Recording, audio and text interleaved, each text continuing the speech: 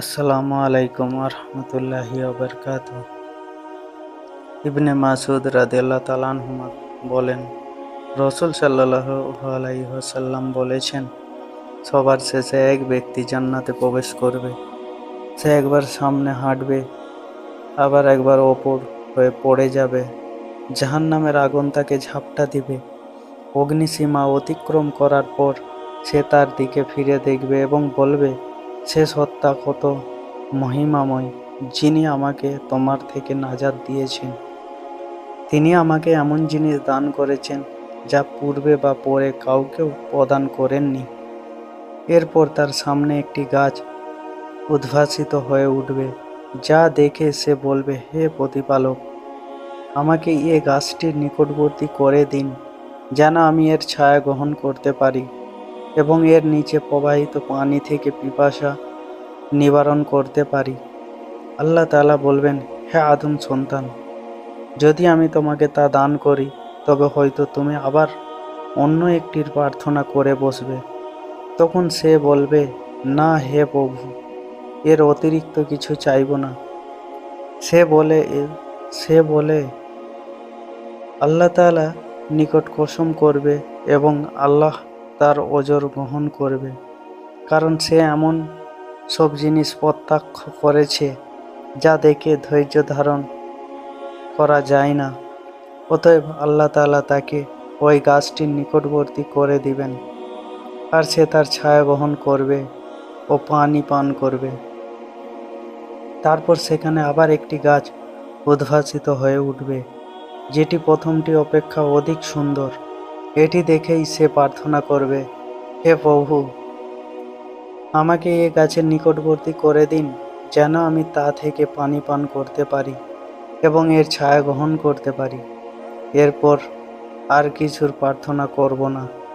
আল্লাহ তাআলা তখন বলবেন, আদম সন্তান, তুমি না আমার কসম করে বলেছিলে আর কোনোটির প্রার্থনা জানাবে না? তিনি আরও বলবেন, যদি আমি তোমাকে তার নিকটবর্তী করে দিই, তবে তুমি হয়তো আরও কিছুর জন্য প্রার্থনা করবে।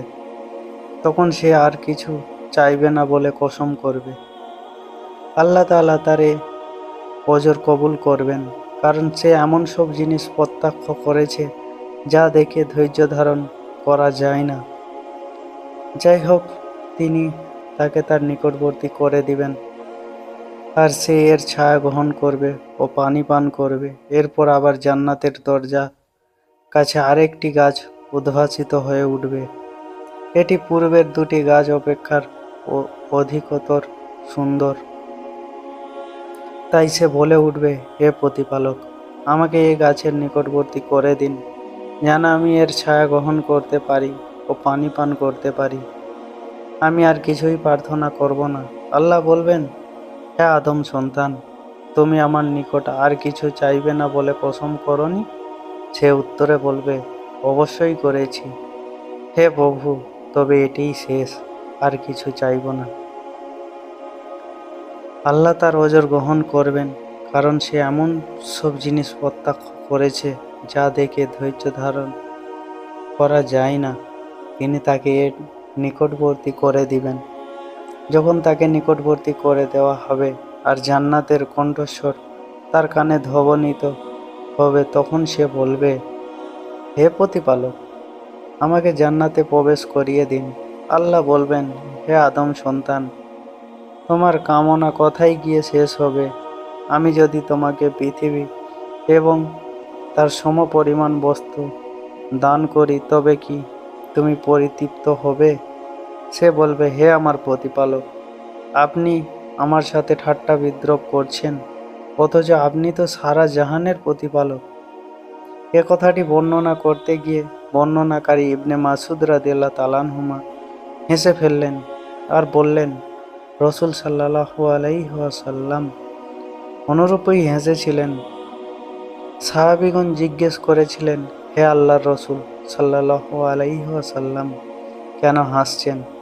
রসুল সাল্লাল্লাহু আলাইহি ওয়াসাল্লাম বললেন, এজন্য যে ওই ব্যক্তিটির এ উক্তি আপনি ঠাট্টা বিদ্রূপ করছেন। আপনি তো সারা জাহানের প্রতিপালক। শুনে আল্লাহ তাআলা হেসেছেন বলে আমিও হাসলাম।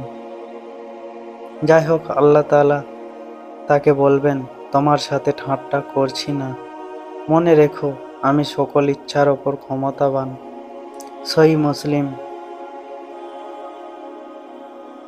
ঈমানী অধ্যায়। অন্য বর্ণনায় রয়েছে, আল্লাহ তাআলা বলেন, তোমার জন্য এবং এর অনুরূপ আরো 10 গুণ দেওয়া হবে। অতঃপর তিনি বলেন, তাকে জান্নাতে প্রবেশ করানো হবে, যেখানে তাদের জন্য থাকবে দুজন স্ত্রী, যারা হবে সুন্দর ডাগর ডাগর চক্ষু বিশিষ্ট। তারা উভয় তাকে বলবে, যাবতীয় প্রশংসা আল্লাহর জন্য, যিনি আপনাকে আমাদের জন্য জীবিত রেখেছেন এবং আমাদেরকে আপনার জন্য জীবিত রেখেছেন। অতঃপর জান্নাতি ব্যক্তিটি বলবে, হে আল্লাহ, তুমি যা দিয়েছ তার অনুরূপ আর কেউ দিতে পারবে না। মুসনাদে আহমদ, সিলসিলা সহিহা, সনদ সহিহ। এখান থেকে আমরা শিক্ষা নিতে পারি, বান্দার ওপর আল্লাহ তাআলার অনুগ্রহ অফুরন্ত। দ্বিতীয়ত হচ্ছে আল্লাহ তাআলার সম্পর্কে সঠিক আকীদা স্পষ্ট করুন, যেমন তিনি কথা বলেন, তিনি হাসেন ইত্যাদি। তৃতীয়ত হচ্ছে সর্বশেষ জান্নাতে প্রবেশকারীর বিবরণ। চতুর্থ হচ্ছে মানুষের আকাঙ্ক্ষার কোনো শেষ নেই, কিন্তু আল্লাহ তাআলা দয়া ও অনুগ্রহ অফুরন্ত। জান্নাতের নেয়ামত সমূহের বর্ণনা। 6 নম্বর হচ্ছে আল্লাহ তাআলা সকল ইচ্ছার ওপর ক্ষমতাবান। আল্লাহ সুবহানাহু ওয়া তাআলা আমাদের সকলকে এখান থেকে শিক্ষা গ্রহণ করার তৌফিক দান করুক। আমিন। আসসালামু আলাইকুম ওয়া রাহমাতুল্লাহি